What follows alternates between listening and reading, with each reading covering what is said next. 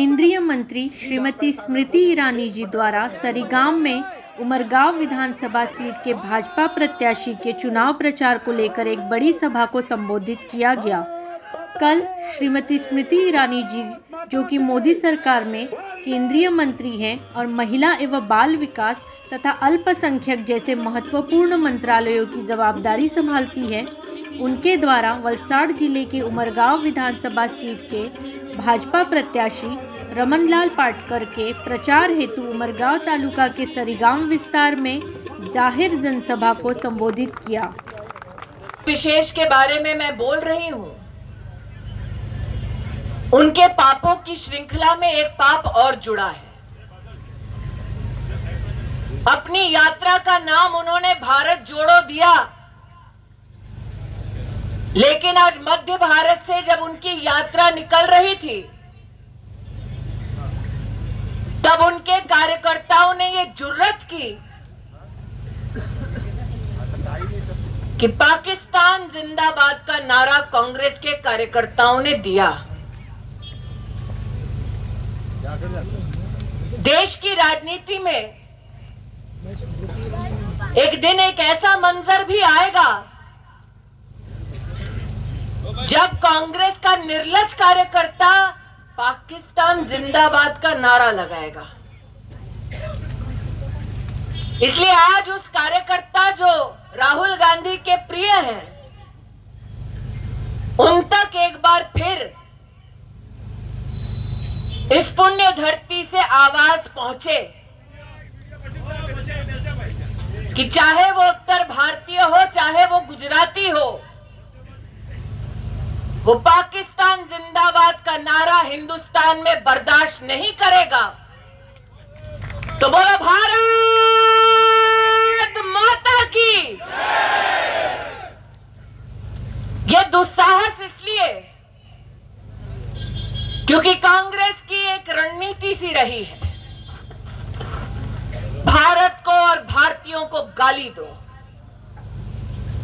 जब ये केंद्र में सत्ता में थे, तब दुर्भाग्य ऐसा कि अमेरिका के कुछ लोगों ने राहुल गांधी से जब हिंदुओं की बात की, तो निर्लज्जता का एक उदाहरण देते हुए राहुल गांधी ने कह दिया कि हिंदू आतंकवादी है। भैया बैठ जाओ वरना जनता बिठा देगी।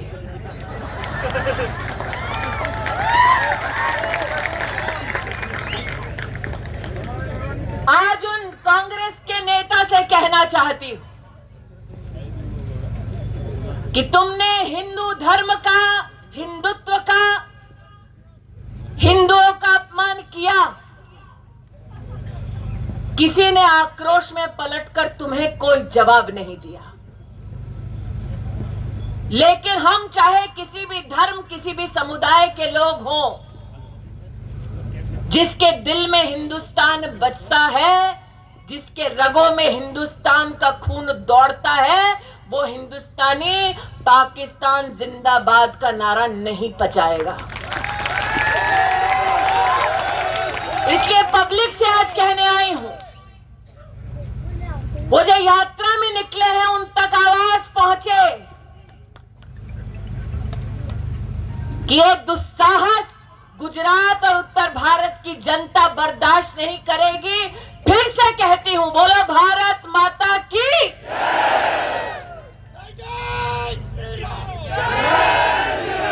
जय श्री राम का उद्घोष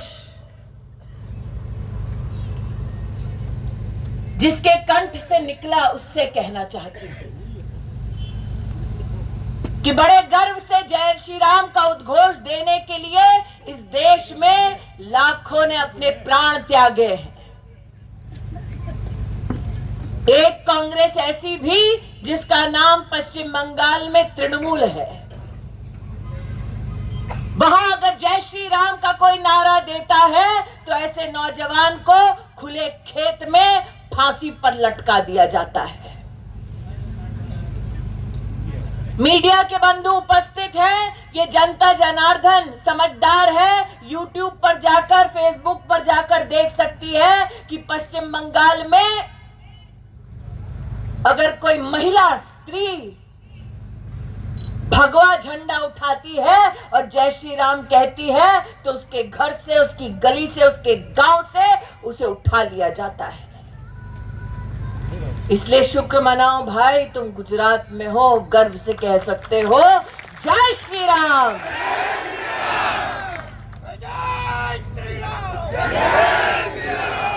ये लीला है प्रभु राम की कि वर्षों वर्ष तक समाज इस लालसा में इंतजार करता रहा कि अयोध्या की पुण्य भूमि पर भव्य राम मंदिर का निर्माण होगा। सालों साल हमने लोगों को कहते सुना, मंदिर वहीं बनाएंगे, लेकिन कांग्रेस का दुस्साहस देखो। जब राम भक्त कोई मिलता और कहता मंदिर वहीं बनाएंगे, तो कांग्रेसी उसका मजाक करते हुए कहते तारीख नहीं बताएंगे। ये तो गुजरात का गौरव है कि गुजरात की इस धरती पर एक छोटे से गांव में एक गरीब परिवार के बेटे ने जब बड़ा प्रधान का स्थान और दायित्व संभाला तो किस्मत में था गुजरातियों के, राम भक्तों की किस्मत में था कि मंदिर निर्माण की पहली शिला उनके हाथों से अर्पित की गई। ये आज जो यात्रा में ललाट पर अपने चंदन का टीका लगाने का ढोंग करते हैं, जो चुनाव में कोर्ट के ऊपर जनेऊ पहनकर मात्र चुनाव में मंदिर में नजर आते हैं, जब केंद्र में उनकी सरकार थी तो उनकी रिमोट से चलाने वाली सरकार, उनकी प्रिय माता जी ने आदेश दिया और कांग्रेस की सरकार ने कोर्ट में दस्तावेज प्रस्तुत कर दिया कि भगवान राम का कोई अस्तित्व नहीं। जो ढोंग करते हैं ललाट पर चंदन और तिलक लगाने का, उनसे कहना चाहती हूं, छल करते हो हिंदुओं से, लेकिन कम से कम भगवान से तो डरो। ये ना भगवान से डरते हैं ना इंसान के हैं, और इनकी राजनीति ऐसी कि चुनाव किस प्रदेश में है उसके आधार पर इनके मुख से वाक्य निकलते हैं। जब उत्तर प्रदेश में चुनाव होता है तो गुजरात और गुजरातियों को गाली देते हैं, जब महाराष्ट्र से यात्रा निकालते हैं तो इस बात का रंज प्रस्तुत करते हैं कि अरे गुजरात में इंडस्ट्री क्यों जा रही है, और फिर गुजरात की चुनाव में गुजरात आते हैं और कहते हैं हमको वोट दो। अब कांग्रेस का ये हाल हो गया है गुजरात के इस चुनाव में कि राहुल गांधी भाषण देने आते हैं तो भरत सिंह सोलंकी मंच छोड़ के चले जाते, बापू जवा दे। अब कांग्रेस का कार्यकर्ता स्वयं गुजरात में स्वीकार करता है कि जब तक गांधी खानदान है कांग्रेस पार्टी में, तब तक एक भी राष्ट्रभक्त कांग्रेस पार्टी को जीतने नहीं देगा। यह सत्य है कि कांग्रेस के कार्यकर्ताओं ने देश को संदेश दिया कि अगर राष्ट्रीय अध्यक्ष बनाना है हमारी पार्टी का तो गांधी खानदान का कोई भी व्यक्ति हमारा राष्ट्रीय अध्यक्ष नहीं बन सकता, लेने के देने पड़ जाएंगे। इसलिए जनता जनार्दन से आज कहने आई हूं कि जिस गांधी खानदान को कांग्रेस के कार्यकर्ता स्वीकार नहीं कर रहे, उनके वचनों को क्या आप खाक स्वीकार कर पाएंगे? તમે જે બોલો છો એ હું નથી બોલતી, કારણ કે એ માણસ અભણ નથી, જાણી જોઈને કરે છે. જાણી જોઈને દેશનું અપમાન કરે છે, હિન્દુ ધર્મનું અપમાન કરે છે, ભણી ગણીને કરે છે. भारत को जोड़ने की यात्रा का ढोंग करने वाले हैं. जब तमिलनाडु से इन्होंने अपनी यात्रा निकाली तो एक ऐसे सज्जन के साथ बैठकर प्रेस कॉन्फ्रेंस करी जिसने ये दुस्साहस किया कहने का कि इस मिट्टी पर पैर मत रखो, बीमार हो जाओगे. और राहुल गांधी ने एक बार उसका खंडन नहीं किया. जब केरल से निकली कांग्रेस की यात्रा तो एक ऐसे सज्जन की पीठ पर राहुल गांधी ने हाथ रखा जिसने गौ माता की हत्या की और गला काट का गौ माता का उसने इंटरनेट पे फोटो चढ़ा दी. अलग अलग जगहों से जब ये अपनी यात्रा निकाल कर जा रहे थे तो एक दिन में स्तब्ध रह गई. एक ऐसे व्यक्ति के साथ राहुल गांधी अपनी यात्रा में चल रहे थे जिनके परिजनों ने डेविड हेडली का समर्थन किया, जिसने मुंबई पर आतंकी हमला करवाया और कितने हिंदुस्तानियों को मौत के घाट उतारा. ऐसे लोगों के साथ कांग्रेस के ये नेता यात्रा निकाल रहे हैं. ये यात्रा निकाल रहे हैं उन लोगों के साथ जिन्होंने दिल्ली में एक यूनिवर्सिटी में भारत के टुकड़े होने का नारा दिया. अफजल तेरे कातिल, ऐसा देश के संविधान और देश की संसद को कहा. वह डफली बजाते हुए राहुल गांधी के पीछे चल रहे हैं. और मैं तो स्तब्ध थी जब कांग्रेस के एक प्रवक्ता ने कहा कि राहुल गांधी जितना ही महत्वपूर्ण नेता अब कांग्रेस पार्टी में वो लड़का हो गया जो हिंदुस्तान को तोड़ने की बात करता है. ये दिन आ गए हैं कांग्रेस पार्टी के. और इसीलिए मैंने एक बार संसद में भी कहा था कि चुनाव तो इंदिरा गांधी भी हारी थी, लेकिन कभी भी उन्होंने भारत को तोड़ने की कल्पना नहीं की. ऐसा क्या है राहुल गांधी जो तुम हमेशा भारत को खंडित और तोड़ने की साजिश करने वालों का साथ देते हो? आज रमन भाई के लिए आप सबका आशीर्वाद मांगने आई, लेकिन सच कहा. इस मंच से जब कहा गया कि ये चूंटनी हर गुजराती की है, मात्र भाजपा की ये चूंटनी नहीं है, ये सत्य कहा गया. क्योंकि अलग अलग प्रयोग गुजरात में आकर अलग अलग राजनीतिक दलों ने किए, और ये राजनीतिक दल क्या प्रयोग कर रहे हैं गुजरात पर. जब झाड़ू वाले आए, हाँ रेवड़ी वाली की बात करूं तो क्या संदेश लेकर आए. उनके नेता ने अपमानजनक बातें कही नरेंद्र भाई की 100 वर्षीय मां के लिए. ઘણા બધા લોકો ચૂંટણી લડીને ગયા છે, પણ આજ સુધી કોઈએ કોઈની બાને ગાળો નથી આપી. એટલે આજે દરેક ગુજરાતીને પૂછવા આવી છું કે જે એક બાને ગાળ આપે એને વોટ મળવું જોઈએ. क्योंकि आज नरेंद्र भाई की माताजी का अपमान है, कल आपके परिवार की बहनों का, माताओं का ऐसे नेता क्या हश्र करेंगे, ये सोचने की बात है. और ऐसी निचले स्तर की राजनीति करने लगे हैं कि आके रमन भाई गारंटी कार्ड आपता था है, પોતાની કઈ ગેરંટી નથી, કાર્ડ આપે છે. ઠેકાણો નથી. સુરત થી હમણાં આવી છું, ત્યાં એ લોકોના ઓફિસની ઉપર તાળો લાગી ગયો છે.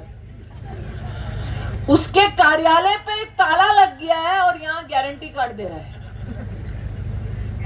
આજે સુરતમાં એ લોકોના એક રોડ શો હતા, આમ કરતા હતા, કોઈ જ નહોતું. जनता ने चुनाव से पहले ही नकार दिया है. और जनता ने क्यों नकारा? क्योंकि जो किसी भी संस्कारी व्यक्ति को विदित है, जो किसी भी सभ्य समाज को नामंजूर है, वो दृश्य हमने आम आदमी पार्टी के एक नेता का जेल में देखा। केजरीवाल जी का सबसे प्रिय मंत्री जेल में बंद है और एक नाबालिग लड़की के बलात्कारी से सेवा ले रहा है। सोचिए उस बच्ची के माता पिता और परिवार पर क्या बीतती होगी जब एक मंत्री जेल में उससे सेवा ले रहा है, किस प्रकार का संरक्षण दे रहा है, और केजरीवाल इस बार मुंह नहीं खोल रहे। જાતે કહેતા હતા બધા જોઈ લીધા છે કાગળો, બધું ઠીક છે, હવે જવાબ નથી આપતા। અને જ્યારે બાને ગાળો આપી હતી ત્યારે પણ દિલ્હીમાં મેં એમને કહ્યું હતું કે તારામાં તાકાત છે તો ગુજરાતમાં આવીને બતાવ અને બોલીને બતાવ, ખબર પડશે। આવે છે હે કરે છે, ખાસતો નથી, હવે ખાંસી બંધ થઈ ગઈ। પહેલા કહેતો તો અયોધ્યામાં રામ મંદિર નહીં બનાવો, હવે કહે છે હું યાત્રા કરાવીશ। પણ રમણભાઈ, गुजरात की एक बात तो अच्छी, बाहर भले हिंदुओं को गाली दे, गुजरात में आकर ये सारे नेता एक सर लाइन में भगवान के सामने हाथ जोड़ते हैं। इसके लिए गुजरात और गुजरातियों का विशेष अभिनंदन।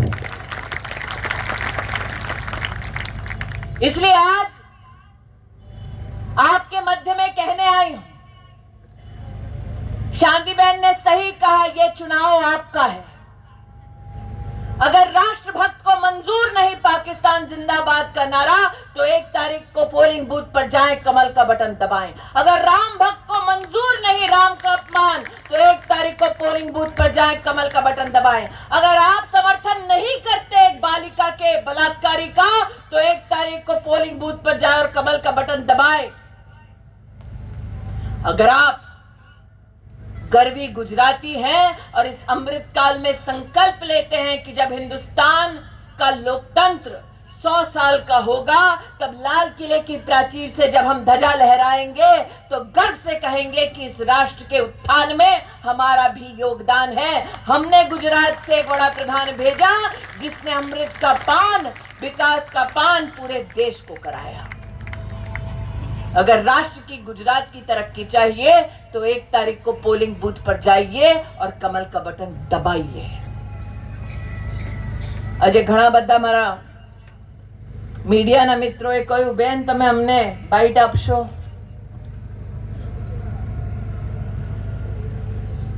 क्योंकि आज अगर कोई जवाब देना है विपक्ष को, तो ये जनता जो बैठी है वही जवाब है। और इस जनता को नमन करते हुए दोबारा कहना चाहती हूं कि चुनाव मात्र भारतीय जनता पार्टी के प्रत्याशी का चुनाव नहीं है। जब मैदान में आम आदमी पार्टी या कांग्रेस का कोई कार्यकर्ता है तो उनसे पूछो कि तुम्हारे नेताओं ने गौ हत्या पर अपना कोई भी खंडन करता हुआ वक्तव्य क्यों नहीं दिया? तुम्हारा नेता गौ हत्यारों की पीठ क्यों थपथपाता है? पूछो। जब कांग्रेस का कार्यकर्ता आता है तो पूछो उससे कि तुम्हारा नेता क्यों भारत के टुकड़े होने वालों का समर्थन करता है। जब आए कांग्रेस का कार्यकर्ता तो उनसे पूछो कि इस देश में आदिवासी समाज से जब पहली बार देश की एक महिला को राष्ट्रपति बनाया तो उसका अपमान क्यों किया कांग्रेस के नेताओं ने? पूछो। मेरा आज भी खून खौलता है। द्रौपदी मुर्मू जी ने अपने जीवन में बहुत संघर्ष किए, बच्चे के प्राण गए, पति के प्राण गए, लेकिन समाज का वो कल्याण करती रही महिला।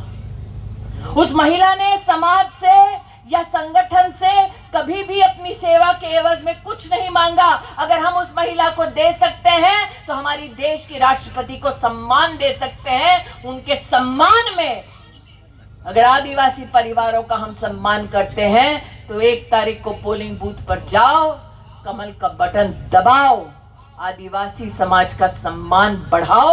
आज ये निवेदन लेकर आपके बीच आई हूं। मुझे याद है कि जब हमने संसद में कहा कि धारा 370 हटाना है, अमित भाई ने जब प्रस्ताव रखा तो दो राजनीतिक दलों ने विशेषकर उसका विरोध किया, झाड़ू वाला और हाथ वाला। पार्टनरशिप में चाले છે બંને અને पार्टनरशिप कई जातनी। हिंदुस्तान में कश्मीर से लेके कन्याकुमारी तक कभी हिंदुस्तान एक नहीं होना चाहिए। मैं सांभळ्યું છે कि राहुल गांधी कीधुं છે मैं कश्मीर जाऊंगा तिरंगा लहराऊंगा। अरे मोदी है, इससे तुम लाल चौक पे जाके लहरा सकते हो। जब तुम्हारी सरकार थी तब दम नहीं था कांग्रेस के इस नेता में कि लाल चौक पर जाकर तिरंगा लहराकर दिखाता। इसलिए अगर तिरंगे का सम्मान है तो 1 तारीख को पोलिंग बूथ पर जाओ और कमल का बटन दबाओ। और बार बार इस पुण्य भूमि का मैं उल्लेख इसलिए करती हूं क्योंकि पहले भी कह चुकी हूं, आज भी कहती हूं कि ये वंदन की भूमि है, अभिनंदन की भूमि है। इसकी नदी नदी और इसका कंकड़ कंकड़। तो हम जिएंगे तो भारत माँ के लिए और मरेंगे तो भारत माँ के लिए। और मरने के बाद भी गंगा जल में बहती हुई हमारी अस्थियों को अगर कान लगा के सुनोगे तो एक ही आवाज निकलेगी, भारत माता की।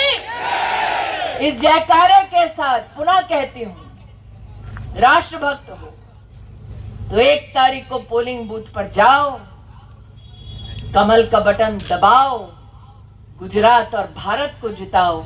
आज आपके चरणों में यही निवेदन अर्पित करते हुए अपनी वाणी को विराम देती हूँ। जय हिंद, जय भारत। આ ચૂંટણીમાં ગુજરાતીઓ જ કોંગ્રેસ અને આમ આદમી પાર્ટીના વિરોધમાં ચૂંટણી લડી રહ્યા છે। ગુજરાતમાં ક્યારે પણ કોઈને બા ને કોઈ ગાળ આપે આવી સંસ્કૃતિ અમારે ત્યાં નથી। ગુજરાતમાં જે કોંગ્રેસ પાર્ટીના કાર્યકર્તાઓ આજે પોતાની યાત્રામાં પાકિસ્તાન જિંદાબાદના નારાઓ આપ્યા, આવી પાર્ટીને કોઈ સમર્થન આપે નહીં। અને હું વિશેષ વિનંતી કરું છું। हाँ जी, राहुल गांधी और भारत जोड़ो यात्रा के ऊपर आपने कई सारे सवाल उठाए, उसके बारे में क्या कहेंगे? सवाल मैंने नहीं उठाए, वो खुद सवाल बन के खड़े हैं देश के सामने। अगर गौ हत्यारों के ऊपर वो अपना आशीर्वाद दे तो उन्हें देश को जवाब देना होगा। अगर डेविड हेडली का समर्थन करने वाले परिवार को वो यात्रा में जोड़े तो राहुल गांधी को जवाब देना होगा। अगर उनकी यात्रा में वो लोग हिस्सा बनते हैं जो भारत की पुण्य भूमि को गंदी धरती कहते हैं तो राहुल गांधी को जवाब देना होगा कि उन्होंने खंडन क्यों नहीं किया। अगर उनकी यात्रा में कुछ ऐसे लोग उपस्थित हैं जो भारत के टुकड़े होने का नारा देते हैं और उनकी पार्टी का अभिन्न अंग बनते हैं, जिनको वो स्टार प्रचारक बनाते हैं, तो जवाब गांधी खानदान को देना होगा। गुजरात को आहत करने के लिए गांधी खानदान ने कोई कसर नहीं छोड़ी। जिन लोगों ने नर्मदा के पानी से वर्षों तक गुजरात के गरीब परिवारों को, गांवों को वंचित रखा, राहुल गांधी ने उनका समर्थन लिया।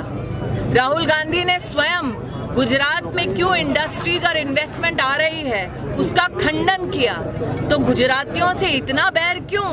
नरेंद्र मोदी ने बार बार कहा कि आप मुझसे बैर रखते हैं लेकिन गुजरात से और हिंदुस्तान से बैर ना रखें। लेकिन फिर भी राहुल गांधी क्योंकि अपनी इन आदतों से बाज नहीं आ रहे, इसका मुंह तोड़ जवाब अब गुजरात की जनता पुणे उन्हें देगी। केजरीवाल भी मांग रहे हैं, उसके लिए क्या कहेंगे? केजरीवाल एक मौका मांग रहे हैं, क्या कहोगे? क्यों केजरीवाल जी ने अभी तक उस व्यक्ति का खंडन नहीं किया जो जेल में एक बलात्कारी से सेवा ले रहा है? क्यों केजरीवाल जी ने अभी तक उन वाक्यों का खंडन नहीं किया जिसमें नरेंद्र भाई की माताजी के लिए अपमानजनक शब्दों का इस्तेमाल किया गया? क्यों केजरीवाल बार बार इस बात के लिए आतुर हैं कि जनता को बताएं कि उनकी ख्याति बढ़ रही है गुजरात में, लेकिन सूरत में उनके कार्यालय पे ताला लगा है, उसके लिए उनके मुंह पर क्यों ताला लगा है ये अभी तक मेरी समझ में नहीं आया। Bureau report, the voice news.